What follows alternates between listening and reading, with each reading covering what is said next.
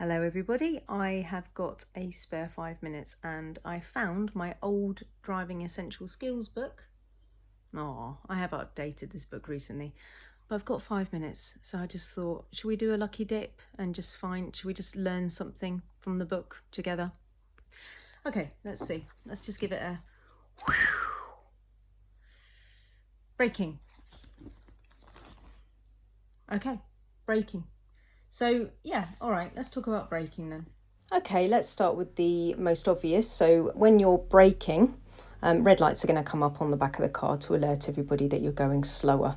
So if your brake lights are 3, like 2 on the sides and 1 at the top one is seen to be optional. However, if it is there, it should be working, so the police can be annoyed by any of these not working. It is illegal to have a brake light not working, so you can be fined. So make sure that all your brake lights are working if you have them.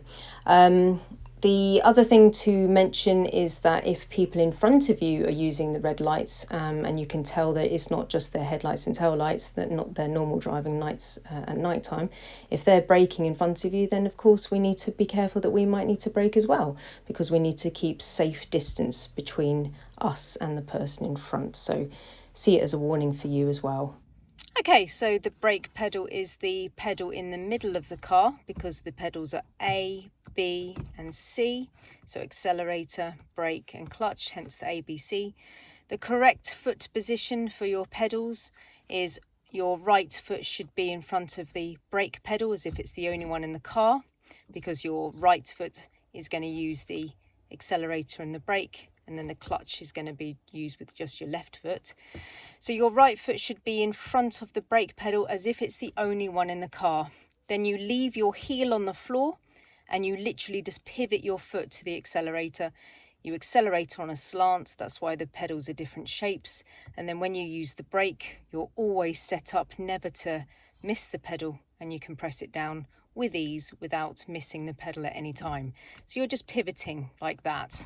The other thing to mention is that the brake pedal works on all 4 tyres, unlike the handbrake, which is only going to use the back 2 brakes on the back of the car. So the foot brake uses puts the brakes on all 4 tyres at the same time, all right?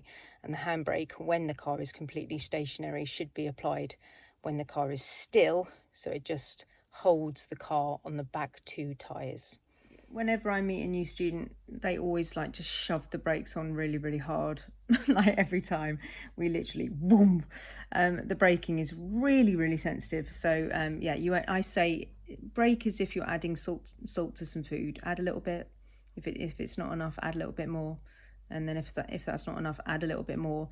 So basically, you're not going to feel the bottom of the pedal unless it's some sort of emergency. You're just going to press it a little bit, maybe hard, like a maximum of like a half. Like if the range of the pedal goes from the top to the bottom, you're just going to be pressing it quarter to a half down, really. You're not going to be pressing the whole thing unless it's some kind of emergency. So the best thing to do about braking is just look really far ahead.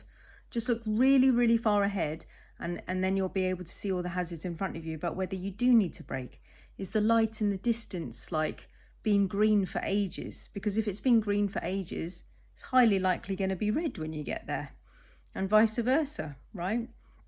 So if it's been red for ages and it's ages away, it's probably going to be green when you get there. If there's a pedestrian at the pedestrian crossing, probably going to press the button and change it to red, right? Is there a bend coming up? Because you don't want to brake on the bend. You would like to brake before the bend.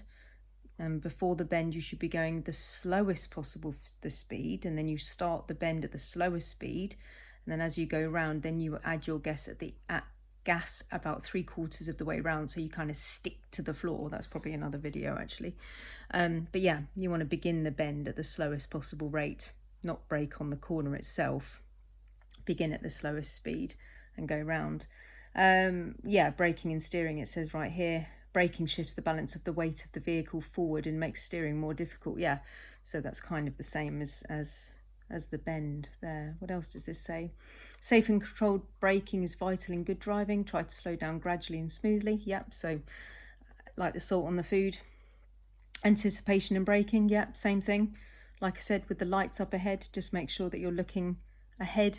You're like kind of like predicting what will happen. Anything else? Anything else? It's quite a small piece. Yeah. Just look after the actual brakes. It's talking about the brakes themselves. Make sure that you have them checked and updated as much as you can by servicing and looking after your vehicles. Also, if your brakes are starting to wear down, they sometimes give this sort of high-pitched screechy noise, and it's designed to sound as annoying as that.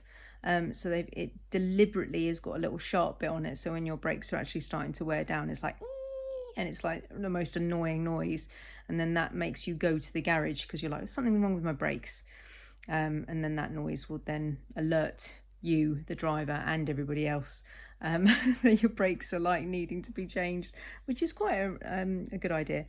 Anyway, so I hope that little bit helps you, and yeah, have a nice day, guys.